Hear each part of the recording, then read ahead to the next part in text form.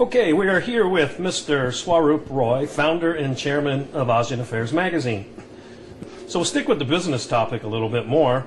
How would you navigate, how do you recommend people be able to navigate this minefield here in Thailand? And then let's broaden it a little bit and talk about the region, since you are an expert on Southeast Asia and ASEAN and its trading partners, having been in Thailand for the last 10 years, slightly over 10 years, 5 years running the English language business newspaper, and then moving on and forming your own media around ASEAN and Southeast Asia. So I'd like to hear your views on that. Sorry, the question would be? How to navigate the minefield here in Thailand and then broaden it a little bit, tell us the region. Yes, you see, I mean, as you know, the Association of Southeast Asian Nations called ASEAN. And they are a group of 10 countries and into their 43 years as an association.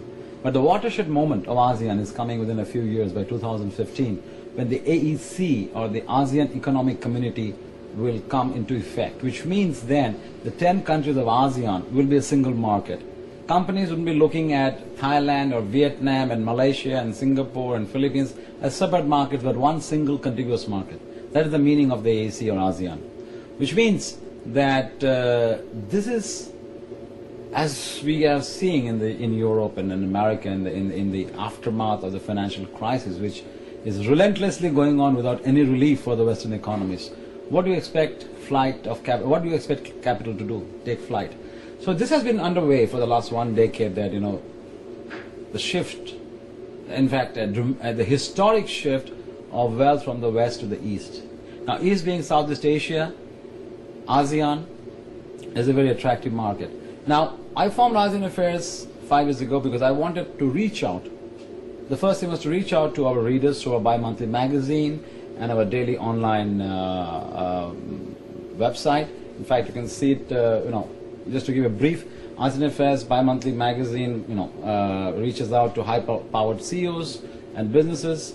And in fact, in the latest issue, as you can see, we have the Prime Minister of Thailand, Yingluck Shinawatra, on the cover. And then I am congratulating her, and wishing that this will be the win post this election will mean a democratic evolution of Thailand. And then there's the daily website, which is an enormous resource for daily updated news and analysis that can tell you, because you asked me how to navigate this minefield, but first thing is to understand the nuances. Doing business in the East is quite different from doing business in the West. So you need to understand the nitty-gritties. At the first level is to understand information, dedicated, which we are providing through our daily online and our magazine. But if you just take a little bit further, ASEAN, to the left and to the right, you have two giants called China and India. And therefore, I think what we are looking at today, in addition to ASEAN, is what I call the CIA. Without any offense to my American friends, our CIA is the new world order. The China, India, ASEAN, as I call. In fact, I was in China last month presenting on this very topic. I was invited by the Chinese government at the 4th Global Outsourcing Summit. And continuing, to answer your question in terms of a little bit more data, because, our memories tend to be within quarters or maybe within a few years, or if you look at the last 200 years, is what we are talking about. And I would like to extend it to take a longer term view of the last 2,000 years. In the last 2,000 years, out of the first 1,800 years of the 2,000 years, very few people know that the two largest economies of the world for 1,800 years was China and India, contributing 45 to 48% of the world GDP.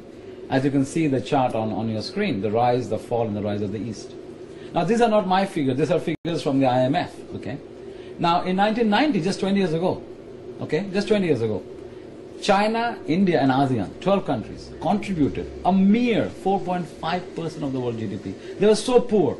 But 20 years later, in 2010, and projecting forward to 2015, they'll be contributing a mind-boggling 28% of the world GDP. Now, if you project it even further to 2020, 2030, to 2050, this region, CIA, will be contributing 45 to 50% of the world GDP with 3.5 billion population. What does that tell you? this would be the center of gravity of business in the world. So you take action now, how to find out, how to get into this growth story that is going to be there for the next few decades. All right? So what we decided to do in ASEAN Affairs was to form what I've called the ASEAN Affairs Business Council. ASEAN Affairs Business Council is the business platform for doing business in the CIA region. Now this is something that I formed in 2007.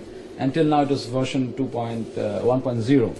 Now we are going into version 2.0 to set it up on the lines of something, if I have an analogy, if I can take an analogy, something like the Davos World Economic Forum. But this would be purely meant for focused on business, okay? But it is by membership only. As you can see, we have had high-powered conferences with the Prime Minister of Thailand, the Prime Minister of Malaysia, international speakers and participants coming from dozen countries from across the world. Now, based on the demand from these people who have been coming in version 1.0, we are ready to take it to version 2.0. ASEAN Affairs Business Council is the place, by membership only, where you can join and get access and know-how and consulting and advice on how to navigate, you call, the minefield in this region. There are quite a few in terms of nuances, like, Thailand, political scenario. People started thinking, oh, this is the end of Thailand. No, the things are work here quite differently than the West. So ASEAN Affairs Business Council is the platform that we are projecting for potential businesses to come and grow in Asia.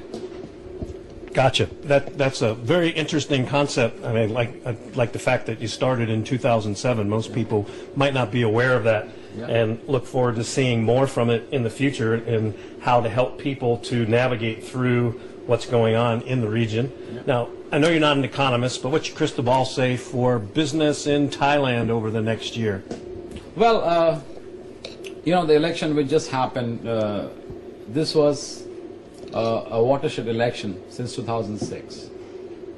Now, hopefully, the political instability, as we know, the Pheu Thai party has won with a comfortable majority, and they're about to, as we speak, they're forming the government, and they are very pro-business, as we know. In fact, in their projected policies as a government, they have said that they are going to, be very pro-business, investment, development.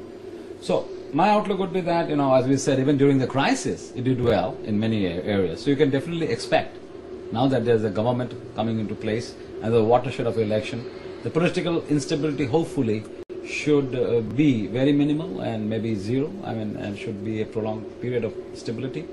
So we can definitely say rosy prospects for Thailand and overall ASEAN as a whole. That's good. Since we live here, it'd be nice to have rosy prospects. That's correct. Moving on now with the election show complete, and you've previously had your own morning TV show on NBT. What's your future plans for ASEAN Affairs and beyond, just beyond online and print? What's your plans in the area of television? Well, when, as you mentioned earlier, I used to be the president and CEO of Business Day newspaper in Thailand for the first 5 years, 10 years I've lived here.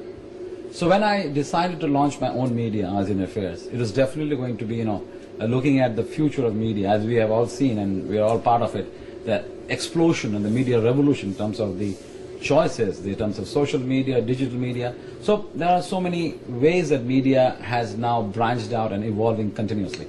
So ASEAN Affairs will be part of it, and that's why it is a multimedia. We have a daily online site, as I said. Now there's a mother site. We are planning to have vertical sites under it, like dedicated to particular topics like ASEAN jobs or ASEAN stocks, ASEAN money, ASEAN technology. So that is one part of the digital package or offering that we have in mind. Second, the print magazine ASEAN Affairs, which is now a brand. Now we are thinking of launching a Chinese edition. China is so close, as I said, CIA, right? So China, the readership is of course not in English, it's in Chinese. So we plan to launch. We're talking to the Chinese government. I was there last month, and I'm being invited again to the Global Economic Leaders Summit in Jilin in September in China. So I'm in talks with the Chinese government authorities and partners there to launch a Chinese edition of ASEAN Affairs, so that we can disseminate or reach out to the Chinese readers about. That's one part. We also launched our company ASEAN Affairs India last year in Delhi, and we are planning to launch an Indian edition. They were bringing them closer on the print. Finally, on the conferences, as you know, ASEAN Affairs Business Council, AABC, is the platform which is going into version 2.0, would be covering bringing people face to face and stakeholders to strike deals and do business and move the ASEAN story forward, take advantage of it. Television, we had, yes, as you mentioned, for 3 years I had a monthly roundup, ASEAN Roundup, which is on the NBT channel of Thailand. As you know, CNN is a sponsor of our events, and we are looking to launch a monthly program on television program, which may be broadcast on a global channel like CNN or BBC, eventually leading to our own channel one day perhaps. Well, that's an ambitious set of plans, but we expect to see a lot of those realized, knowing what's been happening in the first 5 years. My last question for you today, what's up next for ASEAN Affairs and ASEAN Affairs Business Council? Well, as we said, we discussed the short and the long-term plans, but if you ask me, the immediate important priority focus is ASEAN Affairs Business Council. Okay. Now, ASEAN Affairs Business Council, as the name says, stands on the brand of ASEAN Affairs Media. Now, media has done, the ASEAN Affairs Media is established and doing its job as a media. Now, the ABC is a business-focused venture, and the plan is to launch it starting from 2012. Between now and 2012, we are planning to raise around $2.5 to $3 million in capital, and which we are offering to around 10 board seats of $250,000 each, who will be life members guiding this organization, and we have a 5-year business plan in place with 500 members to 1,000 members at the end of 5 years. That's our goal. So our focus right now is to get ASEAN Affairs ABC 2.0 off the ground. We are working on raising that capital, and from the first quarter from next year onwards, we will have quarterly 4 meetings as part of the ABC. First quarter in KL, second quarter in Bangkok, third in Delhi, fourth in Beijing, fifth in Hanoi, and so on and so forth. That's what our ABCCI is connecting us. And finally, to have a CIA summit where we have hundreds of Chinese, Indian, and ASEAN company CEOs coming together yearly to take advantage of the CIA growth story. Where can I find more information on all of the things that you've been describing through this interview? Okay, it's very simple. Just go to our website, www.AseanAffairs.com. Okay, AseanAffairs.com. Once you go there, see in the menu AABC, ASEAN Affairs Business Council. Click on it to see the 70-page brochure, and there's already a membership form there, which you can definitely right away click and show your intention of becoming a member by giving a deposit of 10% right away.